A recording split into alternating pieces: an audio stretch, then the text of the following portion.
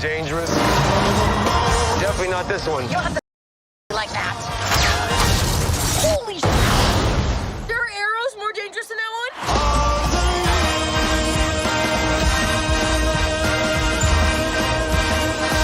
Oh, it's just some Christmas.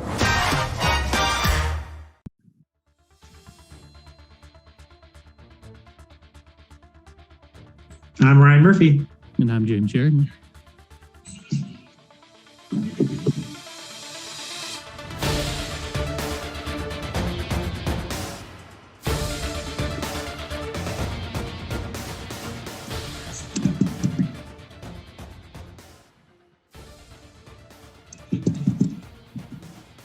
There's probably also going to be spoilers for other Marvel projects, so if you're not caught up on those, just because of how connected this is to things, you want to be caught up on everything Marvel up to this point, including No Way Home, just to preface.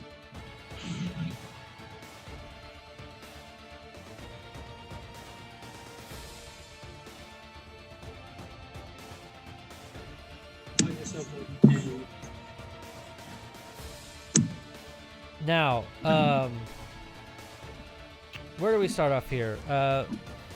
Well, I can tell you that Hawkeye was directed by Rhys Thomas. It was created by Jonathan Igla, directed by Rhys Thomas and the pair of Bert and Bertie, trading off episodes, and stars Jeremy Renner, Hailee Steinfeld, Tony Dalton, Fra Fee, Linda Cardellini, Alaqua Cox, Vera Farmiga, Alex Ponovic, Piotr Adamczyk, and Simon Callow in a special appearance.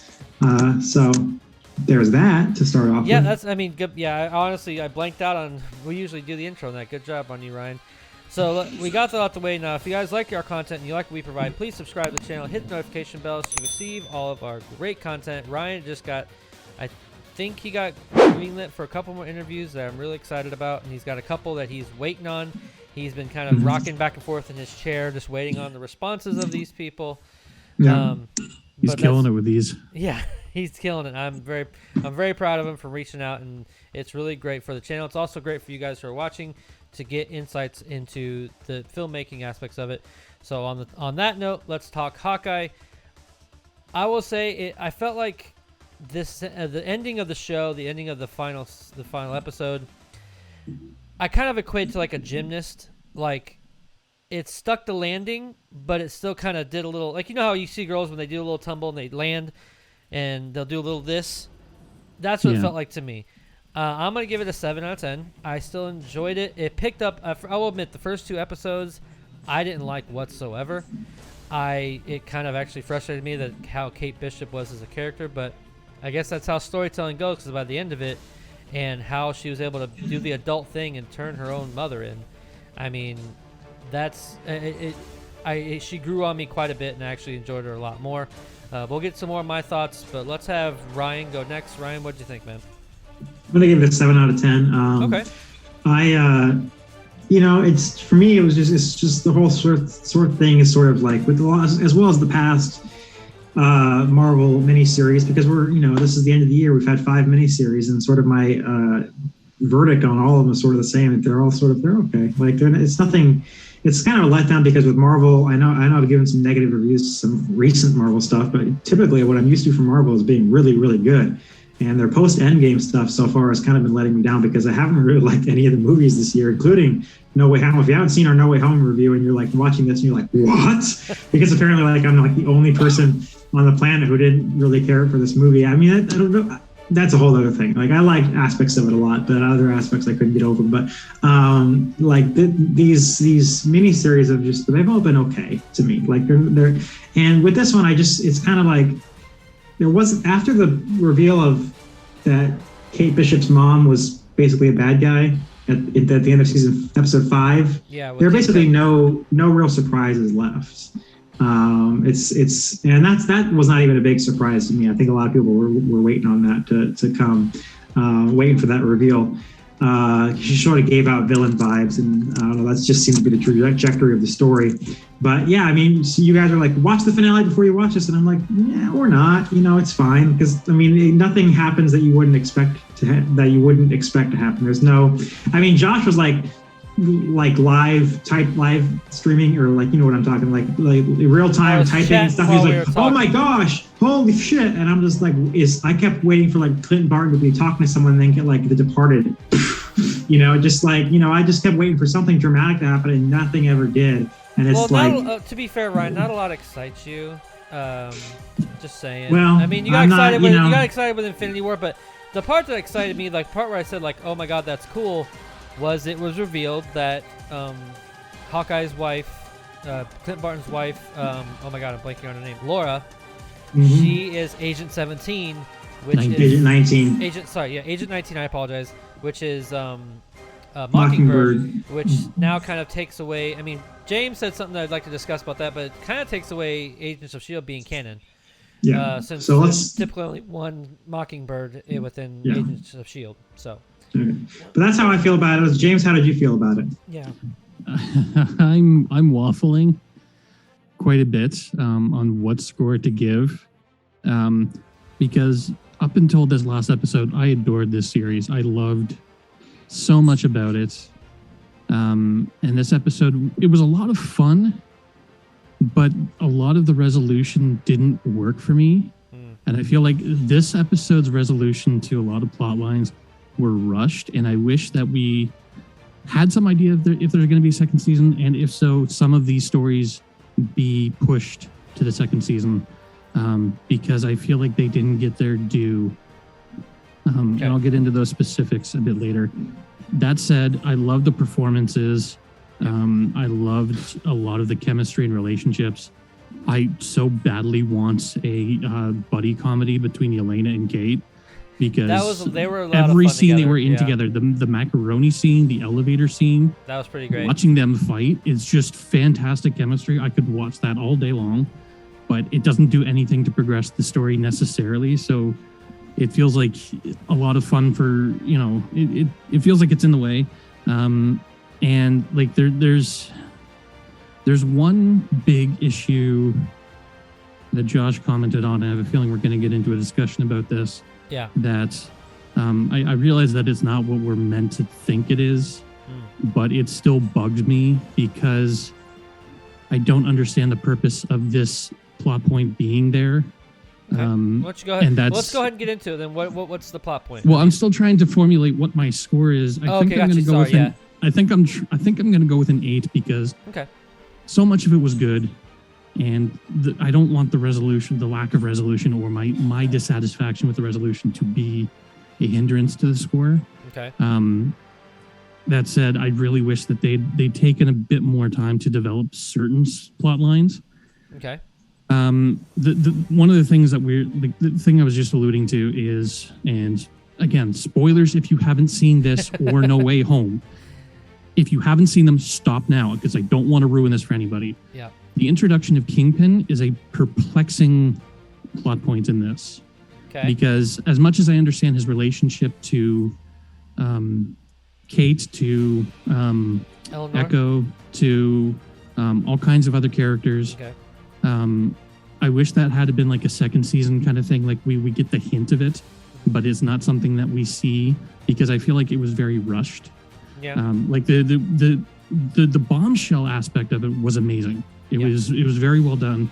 Leaving episode 5 on that picture of him with the mother is a great bombshell because not only does it introduce that, but it really implies that there's something with a mother that confirms a lot of fan theories. Not all of them, but it confirms that what a lot of our thoughts were, that something is up with the mother. She's not as innocent as she seems, kind of thing. Yeah. And as great as his scenes were in this episode, I don't feel like they actually added anything to the story necessarily. I feel like especially the Echo storyline, that the confrontation between him and her was rushed to the point where like I didn't really get a sense that she had an understanding that he was, like, Clint said that, you know, your boss wanted your dad dead, but like I didn't feel like that was really that great of a revelation, and I really think they should have left it at that moment and then carried on in season 2 with her grappling with that, because all of a sudden she's just sort of dealing with the consequences dealing with the consequence of her friend who is clearly part of, the betrayal, but then confronting Kingpin, Fisk, and then shooting him. Yeah.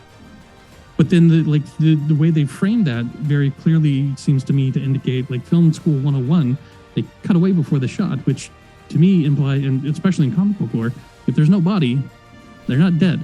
Now, I've done some research, and apparently this is actually based on an actual comic book panel where, again, this confrontation occurs. She shoots him, but he doesn't die. He's just blinded. Yeah, I heard that one, yeah. But it's still very much implying that he's dead. And it's like, why would you spend all this time reintroducing a character that, as far as the audience was concerned, was not part of the general MCU or was vaguely part of it? We didn't have any confirmation of him. Bring him back, excite the fan base, and then seemingly kill him. Yeah. It seems like such a strange choice to make, and such a strange sort of like the storylines he's connected to, I don't feel like got fleshed out enough for that ending to happen now, kind of thing. Yeah. And it's so super frustrating. Now I understand, like they if they're introducing him in this series, they needed to time it with No Way Home, because they didn't want the spoilers of one ruining the other. Because of course, if you've seen No Way Home, you know that Matt Murdock shows up to be Peter's lawyer. And like they didn't want one to ruin the excitement of the other. So they timed them where they have the revelation of Kingpin one day, but it's slightly vague enough where it's like the image isn't clear enough that, everybody wasn't certain that it was him, kind of thing. His name was in the credits, not the... His name was in the... But it's still vague enough that like it could leave a little bit of doubt. Yeah. Whereas like the Daredevil appearance confirms that at least part of Daredevil, or at least those characters, exist in this world. We don't know what the continuity is, if that the shows that we witnessed are actually part of this world or not.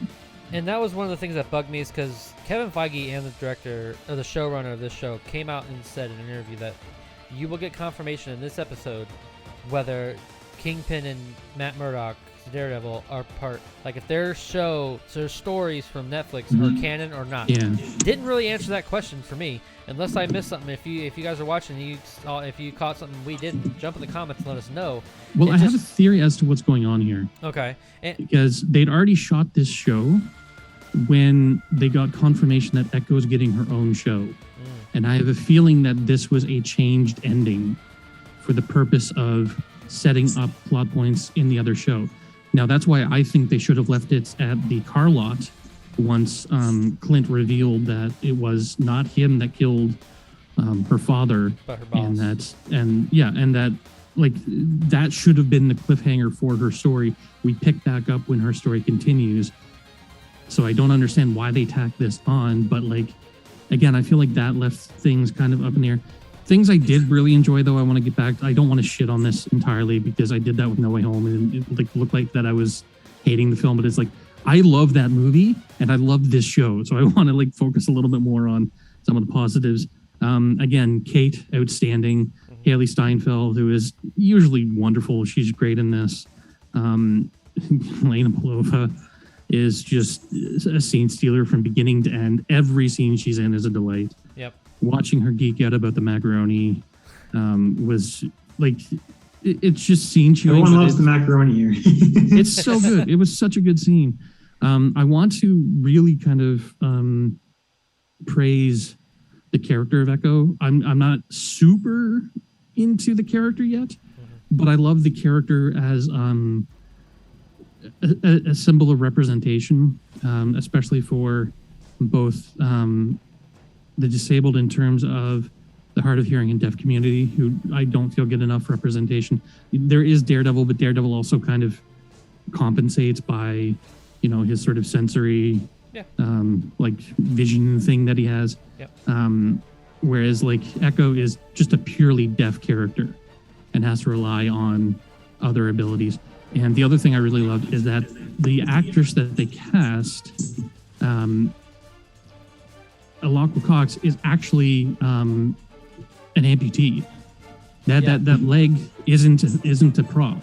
That's not part of her character. They actually displayed her own amputation. Well, not the amputation, but like that the fact that she is an amputee, and that doesn't hold her back. That she's doing action scenes wonderfully. without any sort of, stumbling or like she's not held back by it. Something else I really loved was that this really made me appreciate Clint, both the actor and the character, because up until this point, I had no interest in Hawkeye. He was always just sort of there in movies, and it's like he plays a slight role and he might have a few sort of witty lines, but it's like, he's Clint. Okay, moving on. But then this show made me not only empathize with him, but like made me appreciate. I also love that they brought in his deafness, because that is a canon comic thing. I wish they had to focus a little more on that, but like I do like that he is sort of a parallel to Echo, and that relationship is going to be interesting moving forward. The performances were outstanding. So much fun. So one of the things, so let's go on to some of the things I really liked. I did love the resolution at the end with Yelena and Hawk and Clint. I kind of had a feeling that's how it was going to go down, but it was still nice to see, and the performances were spectacular between them two. I mean, Florence Pugh is such a great actress. I mean, she's so good. He nerds out about Florence Pugh. If this is your first time watching the channel, basically if Florence Pugh is something, he's oh my god, Florence Pugh. She's awesome. So much. I love her. So awesome. Like that's his hall pass. She's growing on me. She's. I mean, if you haven't seen some of the previous stuff she's done, please go check it out. I keep saying you should watch King Lear, not only because of that, but also because if Josh Williams watches the Shakespeare movies, the world if Josh Williams watches the Shakespeare movie, the world might tilt a little bit differently. It actually might a little bit. It might turn on its axis. I still have trauma from high school English class reading King Lear, so I'll pass. But some of the other things I did love. At first, I didn't love the relationship between Clint and Kate Bishop, but it grew on me quite a bit. It's only because she was an unlikable character at the beginting. I love Hailee Steinfeld as an actress. I mean, anything she's in, I've watched, even Dickinson, which is on Apple TV. But I just didn't like the character. And after a while, after the growing, which is what a character should do in development, I loved her by the end of it. And I did like how they introduced the deafness, like you said, James. It makes sense after years and years of blowing up. Like when you understand deafness like that, like I understood it because from me being in the military, being around jets for 8 years, my hearing has slowly declined. And you being around Clint, who's been around explosions and been a part of a building exploding while he's inside of it, it's going to take your hearing away, especially if you're just a regular person. So I mean that made plenty sense to me, and I really enjoyed how they explored that a little bit there. I will say it was a surprise, but it wasn't that Eleanor was the bad person. I did like the twist. I, however, didn't like how I felt like after it was revealed that Jack was just kind of a scapegoat. There was nothing else to it. He was just kind of there to be a cool little swordsman. He's gonna be a superhero now. He's the swordsman. I don't like the character. I think he's too quirky, but that's me. It's whatever. But I will say probably my favorite fight scene of this whole movie was to display how strong Kingpin is. Like when he fought against Kate, that was something. I mean, they kind of overpowered him more here and then they did in the Netflix Daredevil shows. Yeah. Now, there was one thing I watched. Like, I don't remember him taking arrows to the chest before this. And, like, just brushing that off like nothing happened. It's like, he was impaled. I have a feeling, well, if he you just remember, pulled it out and walked away. Like, if Netflix Daredevil shows are a part of this, his suits are made of some sort of fabric that kind of, it's kind of like bulletproof stuff.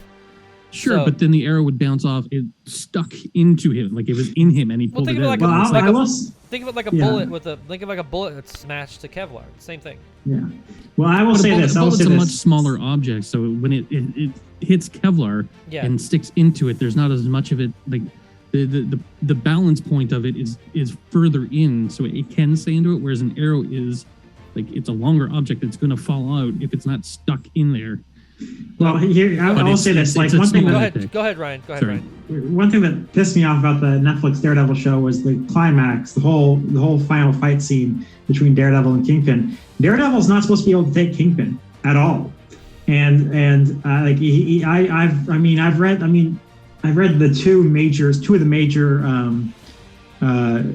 storylines in the comics, which is the Elektra saga and Born Again. And it's happened multiple times where he'll get pissed off enough to go to the Kingpin and try and fight him, and Kingpin just knocks his lights out. You can't do anything to him. And say what you will about it.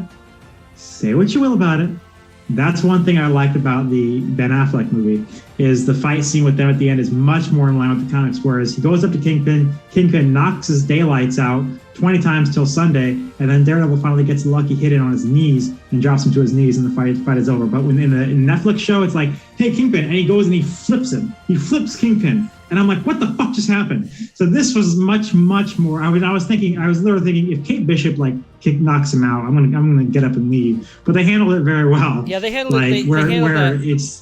They handled it very well. I mean, he threw her around like a rag doll. Now there was one little small element that I don't know. This is a very small. You know me, I want the Netflix shows to be canon within the stories because I love all those stories, and it helps gravitate towards those characters and care about them more rather than a soft reboot. But there was one element. If you go, I rewatched the episode this morning, and you know the part where she flicks a cufflink to explode the arrows. That was great. Those cufflinks are the same cufflinks that he focuses on in seasons 1 and 2 of Daredevil. The exact same design, the same ones, the ones that were his father's from the Netflix shows. They're the same cufflink, which I thought was a very interesting little reference. I mean, it's a cufflink.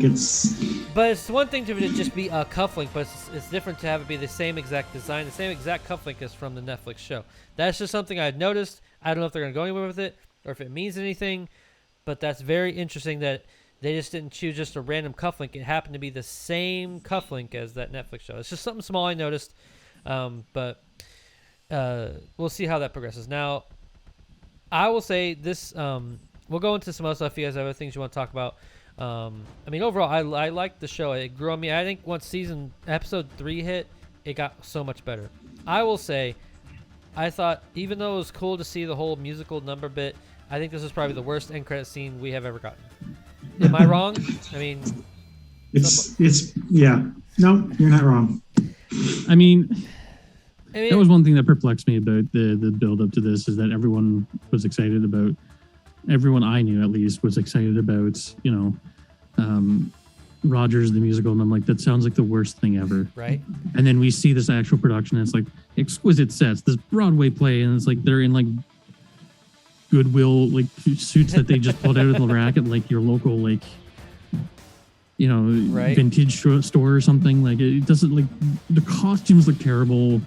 The music was fine, I guess. I'm not a musical guy, really. So like it doesn't really work for me. But like, the whole thing just seemed corny. And then like the only aspect of that I actually enjoyed was that, despite being someone who doesn't like musicals, for a very brief period in my life, I was a huge Rent head.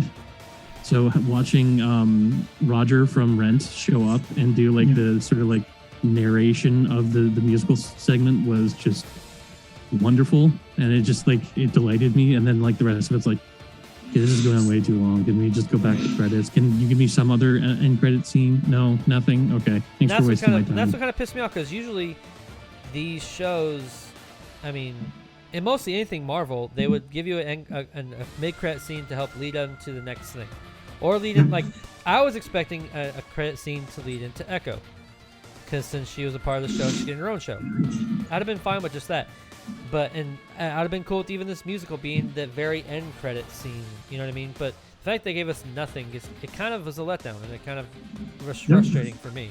Or just give it to us as a bonus clip where I don't have to choose to watch that part. Right.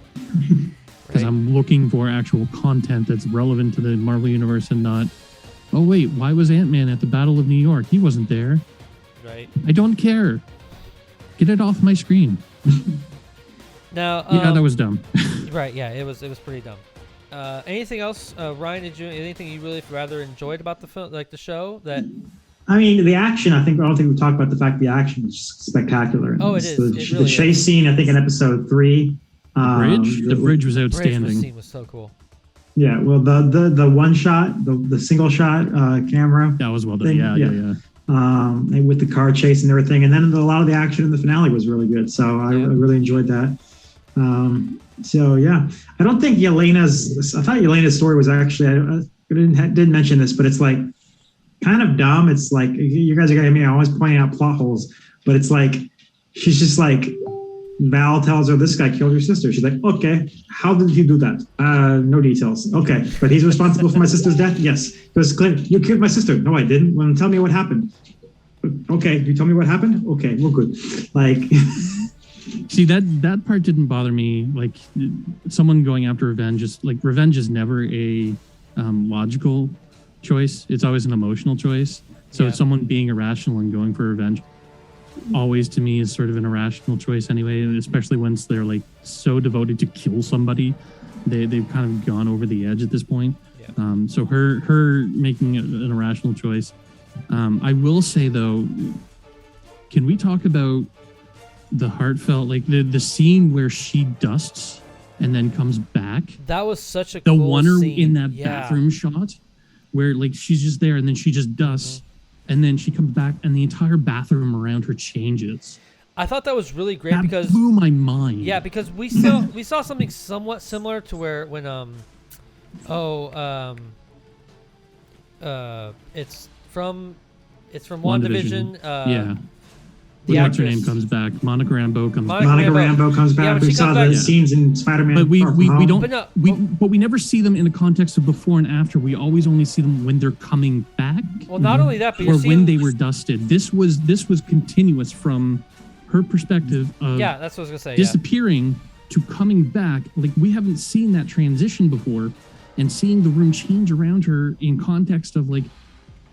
Her brain is starting to catch up with the fact that something is different now. Yeah. And she's lost all of this time. She's lost this relationship with her sister. Yeah. And like the heart-wrenching aspect of like, I get to now have this relationship with my sister after all this Black Widow stuff is over with, after the movie's done, and I can go to New York and do the Sex and the City scene with her, because they were talking about doing the Sex and like going shopping in New York. Right. And like being sisters, and she just goes to the bathroom, disappears for 5 years, and her sister's gone. And like she's got nothing left. And that just her performance during that, the entire like setup of that was just so well done. Yeah, seeing it from her perspective is very unique and different, and I loved it. I loved seeing how that would look from someone's own perspective, and I think, and that's why I liked the confrontation between her and Clint. She was very irrational, and also I liked how she liked Kate Bishop. She actually liked her as a person, so she wasn't going to hurt her really. And you can tell, like in that elevator scene, she was holding back a lot. And even through the whole hallway scene that they had, you can tell she was holding back because she didn't want to hurt her, because she actually liked her as a person. And we talked about the banter between the Peters in No Way Home. This felt like that. It was really fun. They're fighting each other, but they're complimenting each other on the moves that they're doing. And it's like, that was you did really well. I like that. You really, and that thing you did, that was great. And I thought it was funny. It was a good. Like, this is where this episode and the episode before it did much better than the previous two with mixing its action with its comedy and its drama. Yeah. Like, it did a good job with that because I don't know how they did. I have to go back and like explain better. It was a lot better, a lot more well done than the first two episodes. And like I said, I liked how it all played out because you could even tell she was kind of swinging for the fences when she fought Clint. What Yelena did. And she wasn't really being as tactful as we've seen her like in Black Widow or anything else. This was just rage and emotion. And I liked how that all played out. And it seemed like, there was almost like, okay, we're good. I understand how much you loved her and whatnot. So it's a weird cathartic therapy. It was. I enjoyed it quite a bit. Yeah. All that said, though, I do think that when I was talking about, I wish that they had a continued Echo storyline in her season. This is one of the things that I wish we get a second season of Hawkeye for, because I feel like Yelena's plot wasn't necessary to the rest of the story.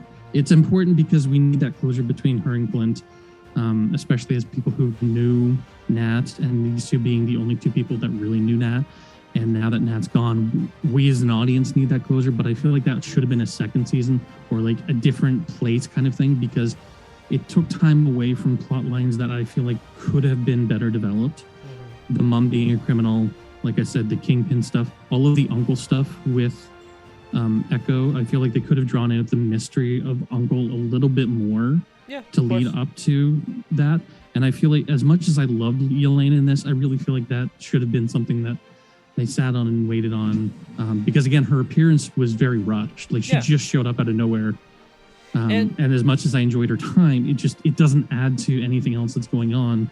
Yeah. And in fact, in certain instances, it kind of distracts from things. And it's like, well, we knew she was coming because of the end credit scene in Black Widow, that she was given but they tease things all the time that it takes years to develop, and it could have been like, this was in a different movie or a different show. But to me, that's my nitpick. So that makes sense. That's fine. Yeah, and so we knew she was coming because she got assigned to it. Now I feel like what we're gonna get is, I feel like the story between her and Clint is done. I feel like they're gonna explore more, since people are. I think even the filmmakers can tell the chemistry between Florence Pugh and Hailee Steinfeld, as with Kate and Yelena. I feel like they're gonna explore that relationship more down the line, which kind of mirrors the relationship between Nat and Clint, because they're gonna end up being close. Because you can tell they have. That's true. That's the second Black Widow and Hawkeye. That's interesting. So I feel like they're gonna. I feel like they're gonna explore that friendship more, and I feel like it's gonna be. Kate who steers her away from the Dark Avengers or Thunderbolts or whoever she's working with Madame Hydra or whatever you want to call it. Oh yeah. I feel like she's gonna be the one that steers her away from. Yeah, she's gonna be the one who steers her away from that bad team, and brings her over to the Avengers or whatever you want to call it. The question is, when's that all going to play out? Is it going to see that in Black Widow 2? Are we going to see that in a Young Avengers miniseries? Are we going to see that in a Young Avengers movie? I don't know. Is Kate going to show up? I think it'd be cool if Kate showed up in Black Widow 2 and it was a buddy comedy. That would be cool. Between the two of them. They're very clearly, like, not only are they very clearly setting up Young Avengers, but they very clearly intend to have a lot of these sort of smaller Young Avengers characters show up in various other properties. Ms. Marvel, of course, being one of them. The America character, the young team, America Chavez. US agent. America Chavez. She's showing up in Doctor Strange, but she's going to show up in other things as well. And they just keep they're peppering these characters in the background of stuff, slowly developing them. So I made a list one time that I showed you guys of, on one side, all the characters who were built up in the Infinity Saga. And then all the characters who are built up in Phase 4 already, and they're like, it's already surpassed it. Like, there's more new characters that are coming out. Huh? They've established just about everybody else in the Young Avengers, including kind of Iron Lad, but we've not seen any sort of hints at all of Hulkling. So I'm wondering if I think it'll just be. Of course, She-Hulk. we're getting Secret Invasion. Yeah. And he'll probably show up in Secret Invasion. Yeah. All these shows are basically like one for each Young Avengers. And I have a feeling Secret Invasion is going to be a Kree Skrull setup. With the Kree Skrull War. So Hulkling will probably show up in that.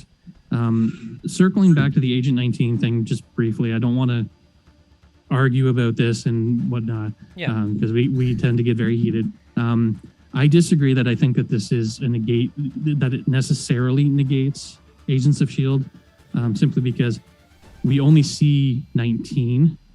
Yes, it implies specifically Mockingbird 19. And Bobby Morse. So hold on one second. I just want to, before you go further, for anyone who doesn't know, in the comics, Hawkeye, one of his main love interests is Bobby Morse, aka Mockingbird, who was Agent 19 of S.H.I.E.L.D. and they were married for a time. They got divorced ages ago. She's dated Spider-Man, so it's not like she's like his one and only. But apparently she was with Kazar for a while. Yeah, but basically, so when they introduced Bobby Morse on Agents of S.H.I.E.L.D., I was like, oh, look, it's Hawkeye. She's going to marry Hawkeye. But of course, that never happened because it's separate. Yeah. And she had her own love interest, her own ex-husband on that show, which was Lance Hunter. So the idea when they showed the Agent 19 with me and Josh and a lot of people is that's showing she is Bobby Morse. She's the Bobby Morse of the MCU. And so it kind of negates Agents of S.H.I.E.L.D. is what a lot of people talk about. James disagrees. Take it away, James. I don't necessarily disagree. What I'm saying is I think they've left it vague enough intentionally that they aren't necessarily saying Agents of S.H.I.E.L.D. is no longer canon. I think what they're doing is, yes, this is a Bobby Morse character, but it may not be this negating the one we already know. We know that character names are carried over a lot. The idea of legacy characters and borrowing code names is very common. Like the last 2 or 3 shows have been about just that. what's his name? What's his No, name? I have a thought. I just Josh's face. What's his name getting Captain America's name? We now have Kate Bishop, who takes over the name of Hawkeye eventually. Yeah. Yelena Belova taking over Black Widow. It's possible, in my opinion, because they never say her name is Bobby Morse in this show. Yep. That it's entirely possible that Laura Barton was Mockingbird. And then gave it to Bobby Morse. I was just thinking in my head because it's a split between. Yeah. They're splitting the character into two to still have Clint be married to Agent 19, Mockingbird, but it's a legacy name that they've passed down, or that Bobby Morse is adopted without her blessing. I don't know. No. I'm just saying that I don't think it entirely negates, because it's so vague, it entirely negates Agents of S.H.I.E.L.D. And I think that they're being very deliberate in not saying whether things are canon or not, in case they want to use things later on. If they flat out say Agents of S.H.I.E.L.D. is no longer canon, and they use anything from that, they have to reestablish that stuff. I think that's why they're being vague about Daredevil and Kingpin and not saying whether the Netflix shows are canon or not. Because if they want to bring in something from those shows that doesn't match with those shows, like Kingpin having some sort of super strength, it doesn't negate what happened before, but we still get those characters and those actors that we love. Sure. I think they're being vague deliberately with this 19 and all this other stuff, so that they're not shooting themselves in the foot and creating continuity errors, because unfortunately with a universe this big, there's going to be continuity problems. There's going to be all kinds of problems. And the more careful they are about that stuff, the more vague they are about stuff like this, the less opportunity there is to shoot themselves in the foot. It could be a negation of Agents of S.H.I.E.L.D. entirely. She could be Bobby Morse as a code name. She could be Mockingbird. I'm just saying that I think that they're being deliberate about this. No, and that's a great point. And that's why I was sitting there puzzled, because I was like, wait, because if you think about it in the realm of their lives, like, their kids are pretty old at this point. So I would imagine her and Clint were having kids probably before even Thor, like they had their first children. And Mockingbird, Bobby Morse didn't really show up in Agents of S.H.I.E.L.D. until about, I would say it was about when Winter Soldier happened. So that's very plausible that Laura was Mockingbird first, retired, went into, like, her and Clint had kids, and then the mantle was then Agent 19 was then taken up by Bobby. That's pretty plausible. That's a great point. I didn't think about that until just now, and you've changed my. And I think it's a good idea. And I think it's a good idea. You make another great point. I think it's a good idea that they keep these vague for now, until they get a little more. Because if they do say that those are canon, then you'd have to also open up the door that everyone else, as far as Luke Cage, as far as Iron Fist, Jessica Jones, those Cloak and are Dagger. Those are Runaways, all, Inhumans. Oh God. Ugh. Well, I don't think saying Agents of S.H.I.E.L.D. is canon and the Marvel shows are canon says those other shows are canon, because they were never properly MCU. They were sort of vaguely MCU adjacent, whereas Agents of S.H.I.E.L.D. was very directly MCU related. Of course, with Phil Coulson, and the Netflix shows when they started were supposed to be MCU related, but never like acknowledged by the MCU until now. But I think that they're being deliberate in this so that they don't shoot themselves in the foot by saying, yes, this is the same Daredevil, but then like bring in a new Elektra, redo the Elektra storyline, and negate the one from the Netflix show. And everyone's like, well, which one's canon? Which one's true? And it's like, obviously the new one's canon, but it's like the more vague they are about these things and the slower they are, the less they admit, the more room they have when they want to develop these plot lines. So giving the nod of Agent 19 without actually committing to anything, I think, is a strategy rather than a mistake or a negation of previous continuity. Yeah, it's good. That's a good point. So let's bring it back in. Let's give our last minute thoughts, or wrap up our thoughts here about Hawkeye and what we're looking forward to possibly more down the road. Ryan, you go ahead and take it away. And we'll go to James and we'll finish off with me. Ryan? Yeah, to me, like I said, it's all just kind of okay to me. If you're a Marvel fan, you got to watch these shows. If you're not a huge Marvel fan, it's nothing groundbreaking. It's nothing like it's not must-see TV, but it did its job effectively. There's stuff to be excited here as a fan. The return of Kingpin. So overall, I enjoyed it. It's a great action. So A couple plot holes. I'm still not sold on the whole Yelena thing. I thought that was a really messy storyline where she's like, I don't know, were you responsible for my sister's death? Why? Whatever. But overall, I enjoyed it. So it's a positive review. Hey guys, it's a positive review. Right? It's actually the highest score a I've 7 seen out of yet. 10 for Ryan. It's the highest score I've seen yet since I've joined the show a year ago. So Yep. that's James, what about you, impressive. bud? Why don't you go ahead and wrap your thoughts up for us? And what you're looking forward to. Speaking of plot holes, there's one I forgot. I know Clint's supposed to be a crack shot, but there's no way in hell that he got that USB arrow to go in on the first try. Just USB does not work that way. You have to turn it once, turn it again, turn it again. You're still not getting it right. There's no way in hell that arrow works. So the entire show is garbage. Which is completely wrong. Just no. Sorry, that thought occurred to me when I saw that arrow. I'm like, there's no way he gets it on the first try. That's not how USB works. He's just that good. He's not that good. Nobody's that good. Nobody. Love the show. Thought it was great. Great chemistry, great acting. I wish that they changed a few things. It is what it is, though. It's not my show to plot, so I don't get to make those choices. For what it is, I really loved it. I do wish they had developed a few things towards the end a little bit more. There's a few plot threads that kind of like dwindled or they like rushed towards the end. But at the same time, I don't feel like I wanted more episodes kind of thing. Like the amount of episodes and the pacing of the episodes was great. I just wish that certain storylines got a little more development through time. And like less focus on the watch kind of thing. Like the watch was a fun little thing, but it wasn't like, I don't know. There's certain things that I wish that they focused on as opposed to other things. But again, outstanding show, a lot of fun, flawed, but just with a lot of these, it's fun Marvel media, and like I enjoyed it. Yeah, and I don't think we're gonna get Shakespeare out of every single thing, like like Infinity War or Endgame. Like we're not gonna get the greatest thing of all time with these shows, but I do like it feels like they're giving Marvel fans a flavor of everything with these shows and the movies moving forward. Like it's kind of like they're not all the same, but they're giving you different stuff for every different viewer to watch and enjoy, which I kind of like. That it's kind of giving everyone different flavors for their enjoyment, and while still sticking to their Marvel formula and having a good time. That being said, I enjoyed the hell out of it.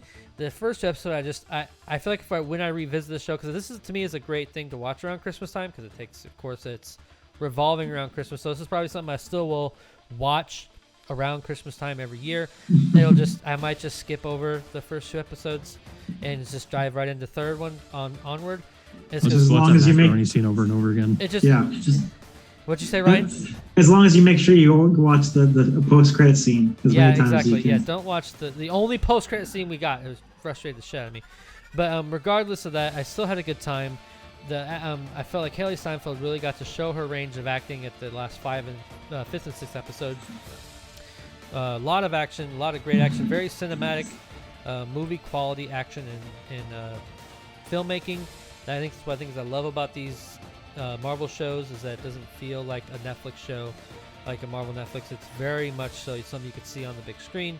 I am looking forward to all the shows moving forward, as far as what we're getting coming up here soon. With even though it doesn't hint towards it, I'm looking forward to Secret Invasion. This should be right around the corner.